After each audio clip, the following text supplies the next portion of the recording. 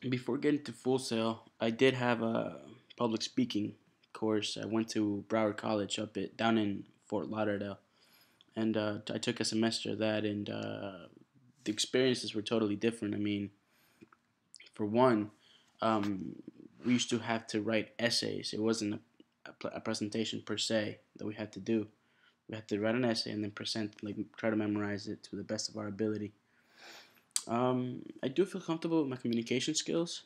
I mean, I still get nervous getting in front of people and talking to them, but I'm sure the more I do it, it'll be better for me. Um, the utilizing ethos, pathos, and logos. Well, you always gotta try to put a little bit of yourself in every presentation that you do, whether it's a life story or statistics that you have or whatever the case may be. Um, my movements during the speeches weren't to the best of my ability. Again, since I get very nervous, I tend to freeze.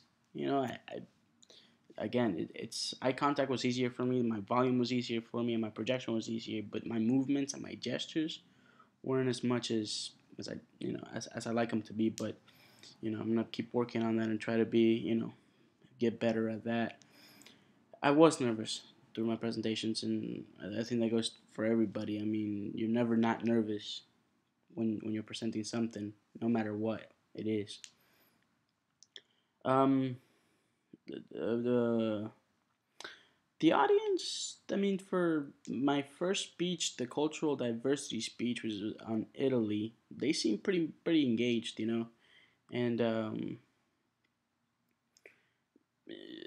I applied some visual concepts to it, little effects here and there, but I'm not a big fan of that because it's the simpler, not necessarily the better, but you keep the audience's attention. They're not paying attention to anything fancy that's going on with anything. And they did seem engaged, particularly in my lowering the drinking age to 18. um, I don't know about errors during my presentations, but I certainly, again, got nervous and I kind of, tongue tied myself.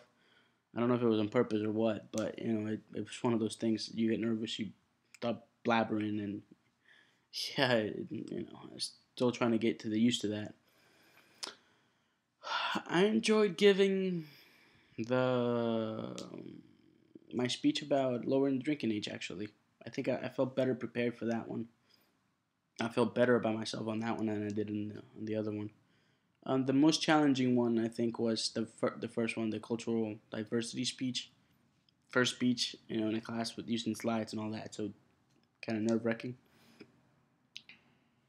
My biggest delivery challenge, I would have to say, is I get nervous and it shows. I stumble on my words. You know, I, I don't. I'm too stiff. You could say I'm too paralyzed in the moment and don't get out of that. Um, I don't have. I don't.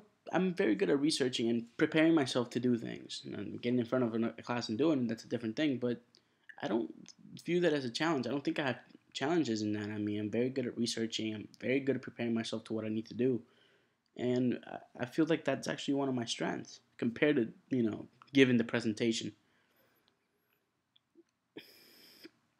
I learned like if you mean by and then anybody's speech, did I learn something from somebody's speech? Yeah, from uh, one of my classmates. I think it was a cultural diversity speech about pirates. That one. Um, my friend Joe from film, the one that he did about the movies and the TV shows that turning into movies, that it's a big mistake, it's a big no no. Um, I would rate my performance. I don't know, 2.5 maybe. Um, my feelings concerning public speaking are the same as they were before. I don't like it, but I am also not naive enough to know that we can get away with that. I know we have to present stuff. We have to get throw pitches out there for the industry. So again, I may not like it, but at the same time, I'm willing to work hard at it and get better at it.